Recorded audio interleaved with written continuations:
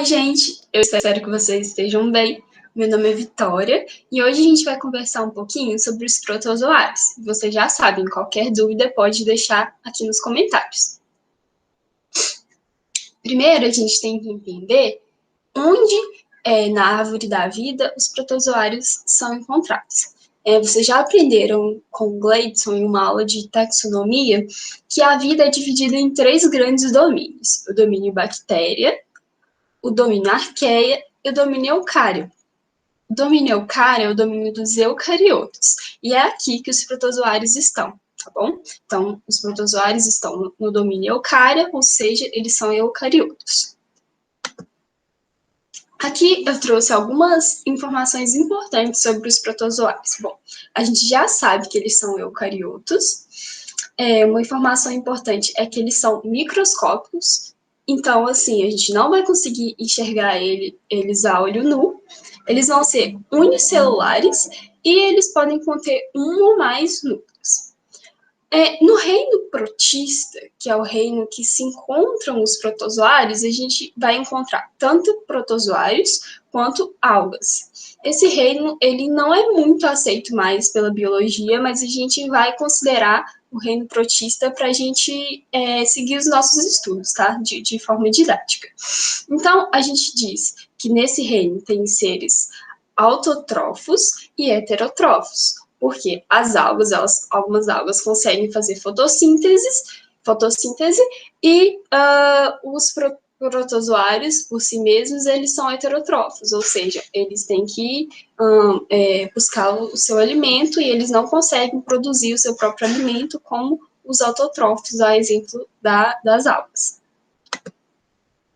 Bom, os protozoários, eles estabelecem diferentes relações ecológicas. Então, primeiro, vamos entender onde a gente encontra protozoários, tá? Aqui na nossa aula, a gente vai focar no reino protista, mas a gente vai deixar as algas de lado. A gente vai falar só dos protozoários propriamente ditos. Então, eles são encontrados no mar, no solo, na água doce, no interior de corpos de animais, em diversos outros locais.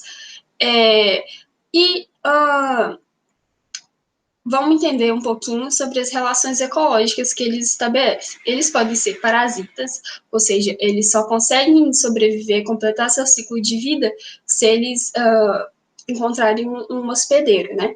Viverem dentro do corpo de um hospedeiro. Eles podem ser de vida livre, ou seja, eles conseguem completar o seu ciclo de vida sem parasitar ninguém, e eles podem estabelecer relações simbióticas. Vou falar um exemplo para vocês, que é desse protozoário aqui, ó.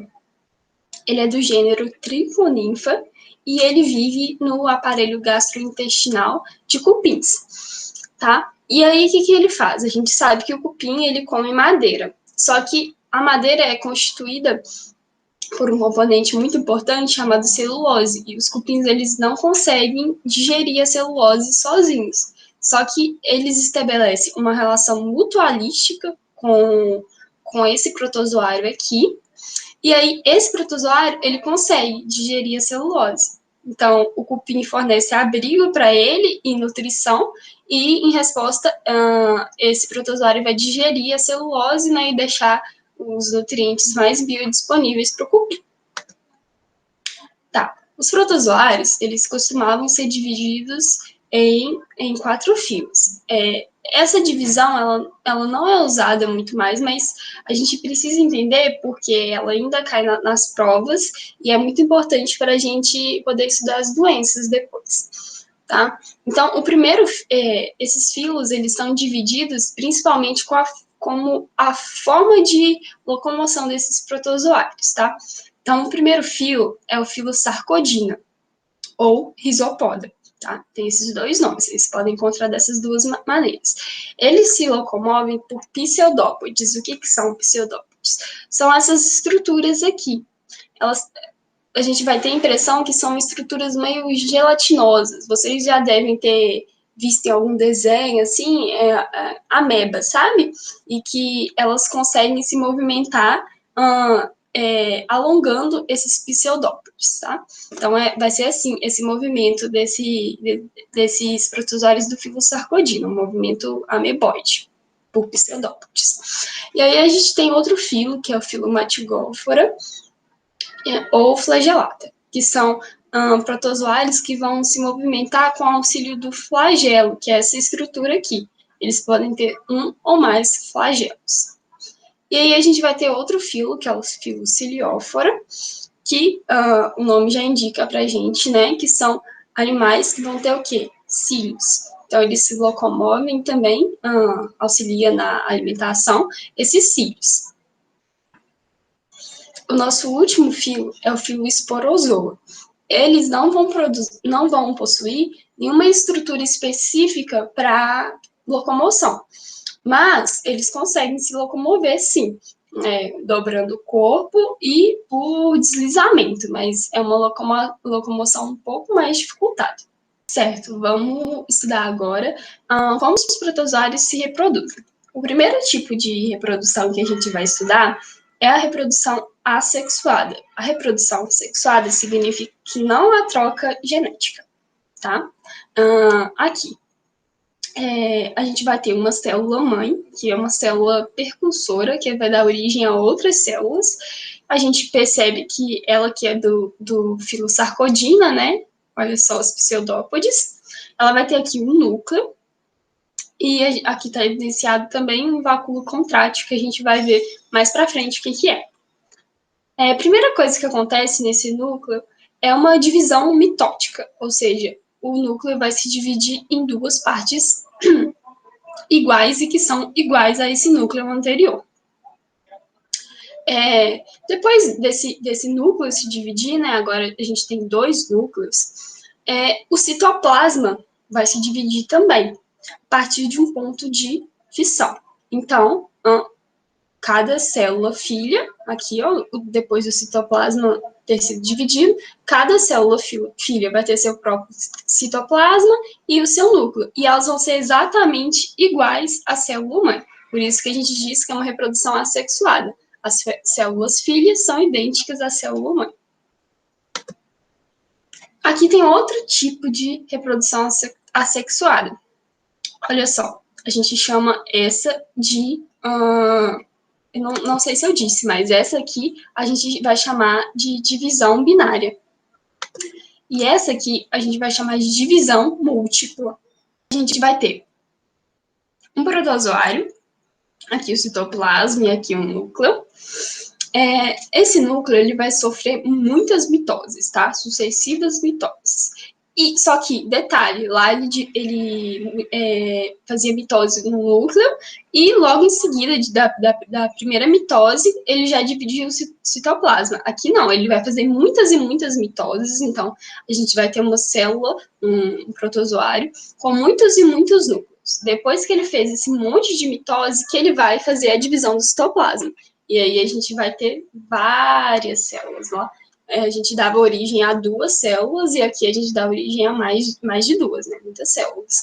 Então, essa é chamada de divisão múltipla. E da mesma forma, é uma reprodução assexuada. Então, as células filhas vão ser iguais à célula mãe.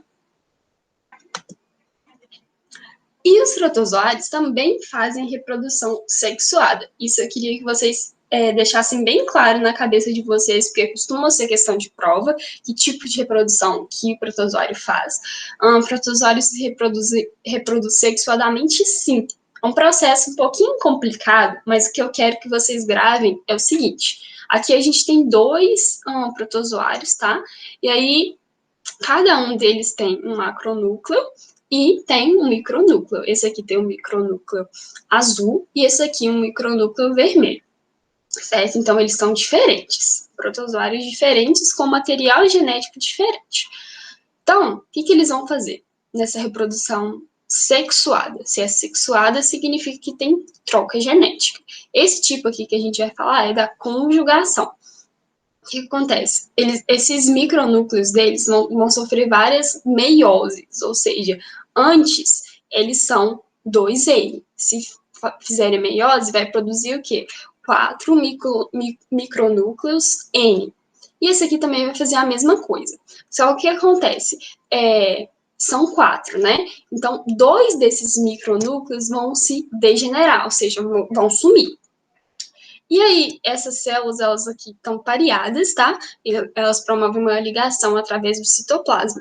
Aí, o que acontece? Cada um tem tem 2 micronúcleos. Esse aqui antes era azul e azul, e esse aqui antes era vermelho e vermelho. Aí, o que eles fizeram? O azul deu um azul para ele, e o vermelho passou um vermelho para esse. E aí, no fim, ficaram 2 protozoários com micronúcleos trocados, esse azul e vermelho, certo? Então, teve uma troca de material genético. Então, essa é considerada uma reprodução sexuada. Depois desse processo aqui, eles vão sofrer várias mitoses, tá? E vão formar muitos outros protozoários. Então, as células filhas são diferentes das células que deram origem a elas. Então, reprodução sexuada. Gravem bem isso.